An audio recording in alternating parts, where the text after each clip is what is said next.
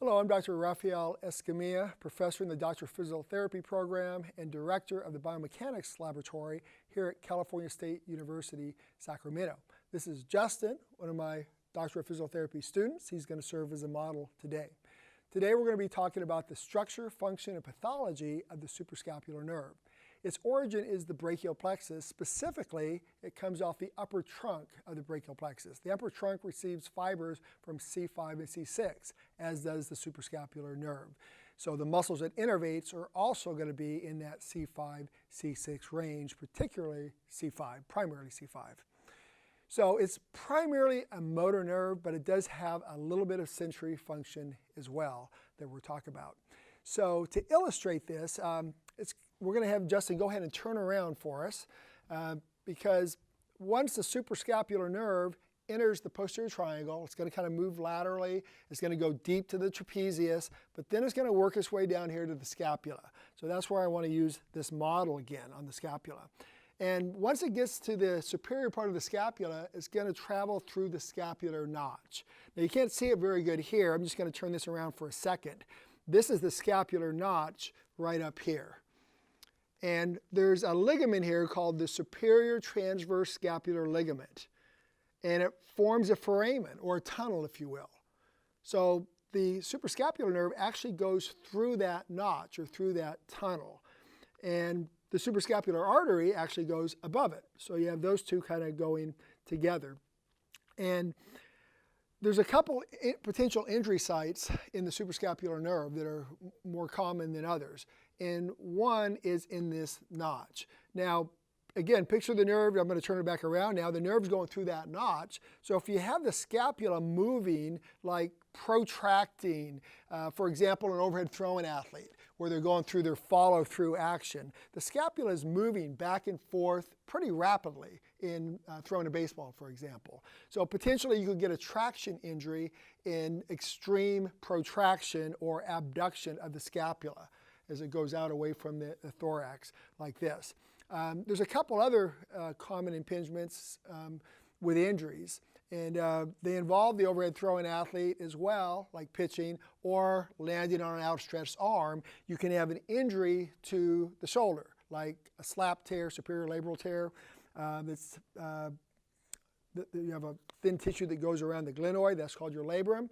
And if that's injured from falling on your arm, or it's injured in overhead throwing athletes due to the biceps pulling on it, that's called a slap lesion, it can cause fluid to accumulate. And the fluid will kind of move to the position of least resistance, and it can accumulate in a couple of different places when you injure the shoulder, the capsule, or the labrum. And one, you can have an anterior ganglion cyst. And that's going to be in this scapular notch right here, right where the nerve goes through. So the nerve's going to go through it to enter the posterior, basically it's going to enter the supraspinous fossa, which is this area right in here. That's where the supraspinatus originates. Okay, so it's going to go through it and innervate that nerve, but if you have a cyst there, then it potentially can cause dysfunction of the supraspinatus. And also, once this suprascapular nerve goes through the notch, it's going to go around the spinoglenoid notch, which you can see right in here, and enter the infraspinous fossa. And that's where the infraspinatus is. So there's two of your important rotator cuff muscles that potentially could be affected from an injury to the suprascapular nerve. So again, if we put this on Justin like so, the supraspinatus again is going to originate in the supraspinous process, and then it's going to go inferior to the acromion, as you see right here, underneath the acromion, and then it's going to attach to the superior facet of the greater tubercle. And its function is a C5, C6, primarily C5 nerve. Its function is to initiate abduction, so go ahead and initiate some abduction. But actually its most important function is to stabilize the humeral head within the glenoid. It's like a golf ball on a tee. It's not a very stable joint. So you get a big ball and a small socket. So it really helps keep that head properly positioned within the glenoid. And that's the primary function of both the supraspinatus and the infraspinatus. So if you have a lesion back to the cyst, anterior ganglion cyst in the suprascapular notch, that can affect both muscles.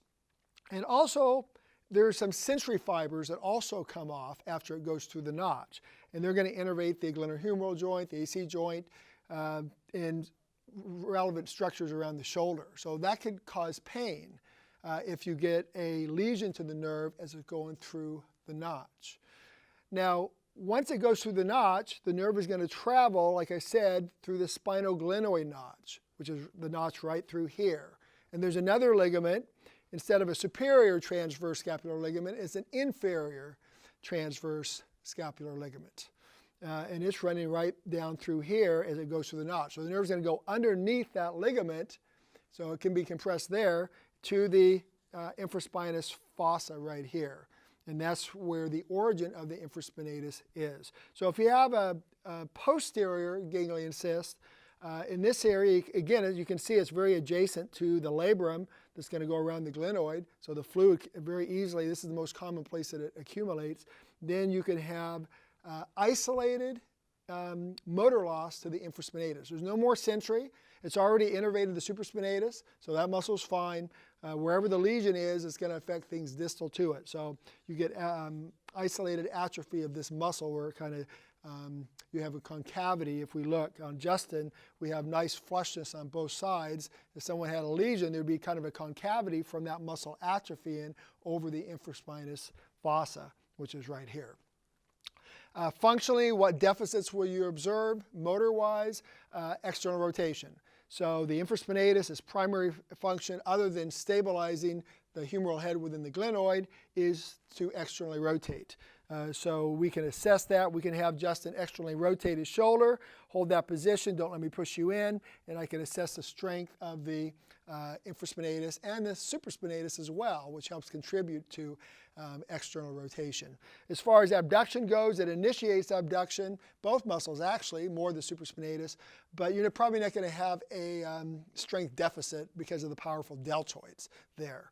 But you're more likely to have instability of the shoulder with an injury because the humeral head now is not kept in socket. If you think of the rotator cuff muscles, their force component is directed, like the infraspinatus, is going to go to the inferior facet of the greater tubercle of the humerus. So the force, direction of the force is going toward the center of the joint. So it helps stabilize the joint. So that is an overview of the structure, function, and pathology of the suprascapular nerve.